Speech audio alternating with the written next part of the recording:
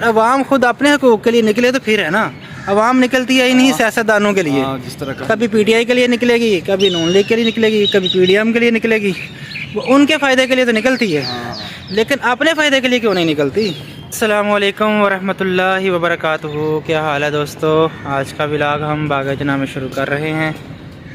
آج دھوپ بالکل نہیں نکلی، بارش کا امکان ہے، ٹھنڈ بڑھ گئی ہے، اور آج سورج بالکل نہیں نکلا، بارش کا امکان ہے، ہوا بھی چل رہی ہے۔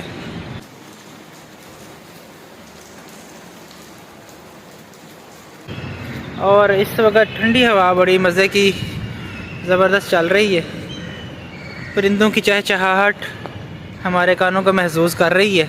آج پوری گراؤنڈ خالی ہے، کوئی بھی نہیں کھیلنے کے لیے آیا۔ ہفتے اور اتوار کے علاوہ باغ جناح کے سارے پلے گراؤنڈز خالی ہوتے ہیں، کوئی اکا دکا ہوتا ہے جو لوگ روز ڈیلی کھیلتے ہیں، خاص طور پر بیڈمنٹن والے وہ ڈیلی کھیلتے ہیں، ٹیبل ٹینس والے بھی ہفتہ اتوار کے علاوہ کم ہی کھیلتے ہیں، فٹ بال والے بھی ایسے ہی ہیں، کرکٹ والے بھی۔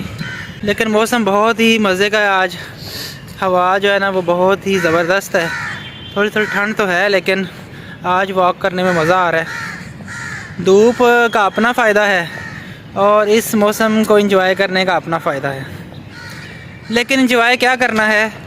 کل جو ہے آپ کو معلوم ہی ہے کہ پیٹرول بم عوام پر گرایا جا چکا ہے۔ پچھلی گورنمنٹ میں 2 روپے یا 4 روپے بڑھتے تھے اور یہ کہتے تھے کہ ان کو شرم آنی چاہیے، لیکن اب پورے 35 روپے پیٹرول مہنگا ہوا ہے، لیکن عوام بھی بیچاری جو ہے نا وہ جوتے کھانے کے لیے تیار ہے۔ وہ کہتی ہے کہ جوتے مارنے والے بڑھا دو، لیکن جوتے لگتے رہنے چاہیے۔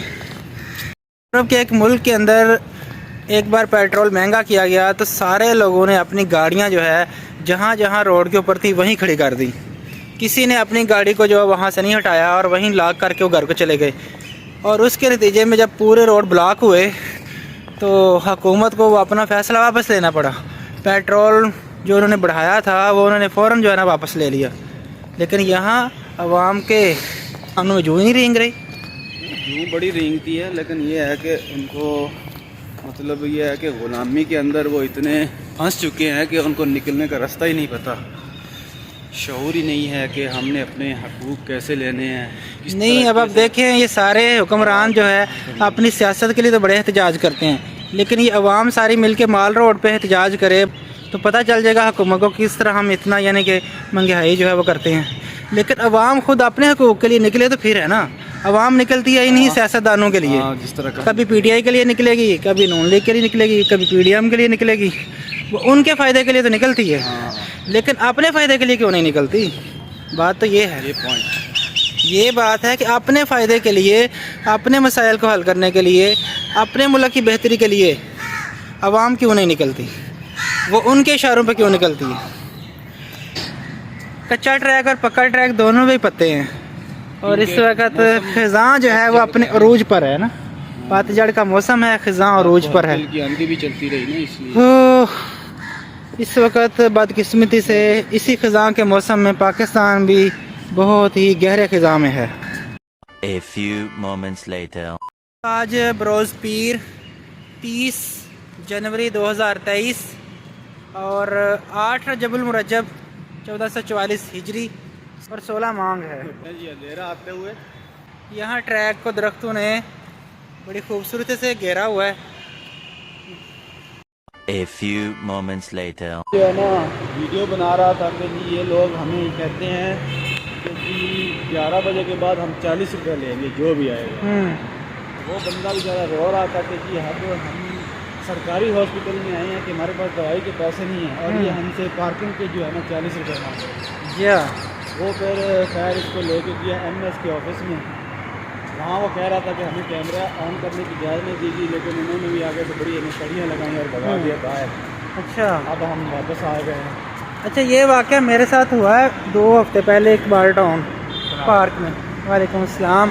اقبال ٹاؤن پارک کے اندر میں گیا، وہاں ہم نے بائک پارک کی۔ اب وہاں جو ہے نا پارکنگ فری ہے، اب وہ 20 روپے مانگ رہا تھا۔ میں نے سے کہا کس چیز کی 20 روپے؟ اس کی تو پارکنگ فری ہے۔ کہتے جی آج سے شروع ہوا ہے۔ میں نے کہا آج سے کیسے شروع ہو گیا؟ آج میں تو مطلب یہاں آتا ہوں، یہاں کوئی پارکنگ نہیں ہے۔ اس نے کہا نہیں جی 20 روپے دیں 20 روپے دیں۔ अच्छा, फिर मैंने देखा उस पर्ची के ऊपर लिखा था मॉडल टाउन पार्क, पर्ची के ऊपर लिखा था मॉडल टाउन पार्क। हाँ, ये भी दिखा रहे थे गंगाराम वाले की जाली जो है ना। हाँ, जाली पार्किंग।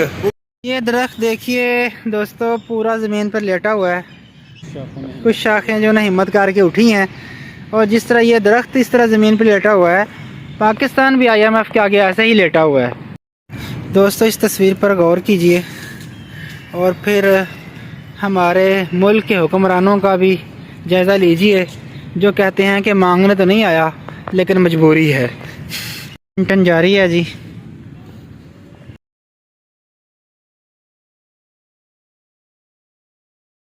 आज भी कोई ख़ास इतना काम नहीं हुआ, आस्ता आस्ता ये काम होगा। टेबल टेनिस के टेबल आज सर्दी में चादर ओढ़े सोए हुए हैं। हाशिम साहब और मैं यहाँ आ जाए हैं, लेकिन टेबल जो है ना बेचारे सोए हुए हैं, और कपड़ा भी किसी ने पीछे किया हुआ, यह हवा से हो गया, तो कपड़ा हम सीधा कर देते हैं ताकि टेबल गंदे ना हों, और जो लोग कल खेलने के लिए आएंगे कपड़ा भी ठीक। यहाँ से जो है ना चादर फाड़ दी गई है, लेकिन हमने इसको सीधा करके बिछा दिया, और इधर से भी बिछा दिया। इसको थोड़ा सा नीचे करें यहाँ से। दोस्तों, जब भी मुआशी हवाले से तंगी पैदा होती है, मुआशी तबाही और बर्बादी कौम पर उतारी जाती है, तो वहाँ सियासी बहरान पैदा किया जाता है। मुआशी बदहाली की एक बहुत भयानक शक्ल है। तो इस मुआशी बदहाली के साथ साथ हमारे मुल्क में जो सियासी बेचैनी है, अदम इस्तेहकाम है, तो इसकी वजह भी यही है कि जब भी मुल्क में मुआशी तबाही और बर्बादी उतारी जाती है, तो वहाँ पर सियासी अदम इस्तेहकाम, पार्टियों के आपस में लड़ाई, गालम गलोच, एक दूसरे को ताने, और सारा कुछ चल रहा होता है। लेकिन मसला तो अवाम का है कि अवाम बेचारी जो है वो पिस रही है। अगर अवाम अपनी इज्तिमाई ताकत पैदा करने में कामयाब हो जाती है, और ये हुक्मरान आपके आगे नहीं टिक सकते, जो आपके वसाइल लूट रहे हैं, जो आपको इस तरह यानी कि ज़लील और ख्वार कर रहे हैं। कि पाकिस्तान जो है 60% जो है ना वो ज़राअत के ऊपर जो है ज़राअत पेशा से वाबस्ता है। पेशे से वाबस्ता है। अब ये देखें कि हमारे जो हुक्मरान हैं या जो सियासी पार्टियां हैं, जिसको हम कानून कहते हैं या अदलिया कह लें, कि ये कितने बेबस हैं इस हवाले से कि इतनी मतलब यहाँ पे पैदावार है।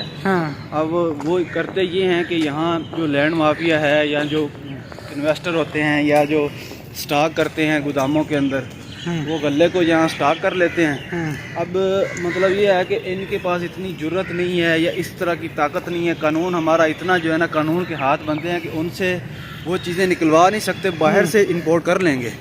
लेकिन वो चीज़ें क्योंकि वो महंगी कर रहे होते हैं उसको, तो उनसे नहीं लेते या ना निकलवा सकते हैं। फिर उनका ये है कि भाई बाहर से जो है ना गंदम दरामद हो रही है जी, फलां तरीके से हम फलां से मुल्क से हम इंपोर्ट कर रहे हैं जी। तो चाहिए तो ये था कि जो यहाँ पे इतनी पैदावार है, एक तो पहली बात है कि किसानों को सहूलियात देते ताकि वो पैदावार बढ़ाएं, और यहाँ पे जो है ना इन चीज़ों की कमी को पूरा किया जाए। उसकी बजाय ये क्या करते हैं कि जी उनको तो ये कुछ नहीं कह सकते, बेबस हैं। यही कर सकते हैं कि जी ठीक है, आप अपनी गंदम फिर जितनी मर्ज़ी महंगी करें, हम इससे थोड़ी सी मतलब कम कीमत पे बाहर से मंगवा लें। किसान है वो भी बेचारा पिस रहा है, और जिस किसान की मेहनत से वो पैदावार तैयार होती है वो आवाम तक भी नहीं पहुंचती। किसान जो है इतनी मेहनत करने के बाद 6 महीने के बाद 1 किलो गंदम पे 5 रुपये भी नहीं कमाता। वो हमने सुन रहे थे अभी कि जी आटे का थैला इतने का हो गया है, गंदम जी 4000 से ऊपर हो गई है जी। लेकिन क्योंकि अभी गंदम का सीज़न आने वाला है, किसान ने गंदम उठानी है, फसल उठाएंगे, उस वक्त जो इसकी कीमत तय होगी वो होगी 3000, 3500, 3700। हाँ, यानी फिर गंदम सस्ती हो जाएगी। फिर गंदम सस्ती हो जाएगी। अभी गंदम महंगी है। स्टॉक माफिया है, वो जब स्टॉक कर लेंगे फिर इसकी कीमत बढ़ा दी जाएगी। कीमत बढ़ा दी जाएगी। यानी कि वो किसान जो मेहनत करता है उस वक्त गंदम की वो कीमत खुद तय नहीं कर सकता, लेकिन वो स्टॉक माफिया जो यानी कि गंदम ना उगाता है, ना उसके लिए कोई उसने मेहनत की है, बस उसके गोदाम है और उसका जो है ना वो हुकूमत के साथ रब्ता है, पैसा है उसके पास ख़रीदने के लिए, यानी कि आलाकार लोग हैं, तो वो जो है गंदम की मुँह मंगी कीमत वो तय करता है। किसान बेचारा जो है वो 6 महीने मेहनत करने के बाद अपनी जो है वो उस प्रोडक्ट का अपनी उस चीज़ का यानी रेट मुकर्रर नहीं कर सकता, रेट भी नहीं मुकर्रर कर सकता। हालांकि सनतकार है वो अपनी जो भी चीज़ बनाता है उसका रेट मुकर्रर करता है। और यही किसान की यानी कि पैदावार से जो आगे चीज़ें बनती हैं, मसलन ये लेज़ बनते हैं, ये जनाब और बहुत सारी यानी कि पैदावार जो ज़मीन से निकलती हैं और उसके बाद थोड़ी सी इस पर मेहनत करके बहुत सारी यानी कि सरमायादार सनतकार जो है ना वो उसकी चीज़ें बनाते हैं, वो अपनी रेट मुकर्रर कर सकते हैं। वो आलू जो यानी कि किसान बेचारा उगाता है वो उसका यानी एक लेज़ का पैकेट कितने का मिलता है, 30-40 रुपये में एक आलू भी नहीं होता। लेकिन वो आलू का रेट किसान नहीं तय कर सकता। दूसरा ये है कि जो किसान गंदम से यानी कि दलिया बनता है, बहुत सारी और प्रोडक्ट कितनी यानी कि चीज़ें बनती हैं, लेकिन उन सारी चीज़ों का रेट जो है ना किसान तय नहीं कर सकता। वो दलिये को एक पैकेट में बंद कर देंगे, ठीक है जी, एक जौ का दलिया है, दलिया है, वो इतने महंगे कर देंगे। लेकिन असल ये है कि गंदम आई कहाँ से है और किसने उगाई है, किसने मेहनत की है, ज़मीन पे किसने मेहनत की है, वो उसके अंदर शामिल नहीं है। दूसरी बात ये भी है ना कि किसान जो बहुत बड़े बड़े एक तो किसान होते हैं उनकी बात नहीं कर रहा, जिनकी थोड़ी थोड़ी ज़मीनें होती हैं उसमें वो बेचारा मेहनत करके अपनी हाथों की मेहनत करके उसमें से गंदम उगाता है, चीज़ें उगाता है। तो उसके अंदर जो ये है कि अब वो गंदम उगाता है जिस पे जितने भी अखराजात होते हैं, पानी वो लगाता है, उसको खाद स्प्रे जो भी है वो तो एक अलग अखराजात हैं सारे। लेकिन जो वो खुद एक मेहनत कर रहा होता है उसकी तो वो उसमें हिसाब ही नहीं लगाता। अगर किसान उसका भी हिसाब लगाया तो उसको तो घाटे ही घाटे हैं सारे, वो तो उसको गिनता ही नहीं है। कभी भी ये नहीं होता किसान अपनी मेहनत उसमें डालते ही नहीं है, वो इसमें शुमार ही नहीं किया जाता। क्योंकि अगर कोई बड़ा किसान हो वो जो खुद खेतों में काम नहीं करता, वो फिर दिहाड़ी पे एक पानी लगाने वाला एक रखे, उसको दिहाड़ी दे, फिर बीज डलवाए उससे, तो उसको पता चलता है कि भाई मैंने इसको 1000 रुपया देना है या कितना रुपया देना है, 1 एकड़ के ऊपर कितना पैसा, उसका तो हिसाब होगा। लेकिन एक छोटा जो किसान है वो तो इस चीज़ों को नहीं डालता। तो इस वक्त दोस्तों गुफ्तगू थोड़ी सी यानी कि हमारी तवील होती जा रही है, तो अभी हमारा जो है ना बाग से रुखसत होने का वक्त भी हो गया। अभी हम जा रहे हैं वापस, तो मिलते रहे हैं आपसे कल एक नई वीडियो के साथ। लेकिन दोस्तों हमको अपने लिए जो है अपने हकूक़ के लिए उठना होगा, फिर ही हमारी बका है। वगरना दीमक जिस तरह लकड़ी को खाती है तो लकड़ी खोखली हो जाती है, तो इसी तरह ये मुल्क भी दीमक की तरह जो है, इस मुल्क को ऐसी दीमक लगी है जो रोज़ रोज़ इस मुल्क को चाटती जा रही है और बाहर से ये खोखला नज़र आ रहा है। तो मिलते हैं दोस्तों कल आप ऐसे एक नई वीडियो के साथ। अपना ख्याल रखिएगा। अल्लाह हाफिज़।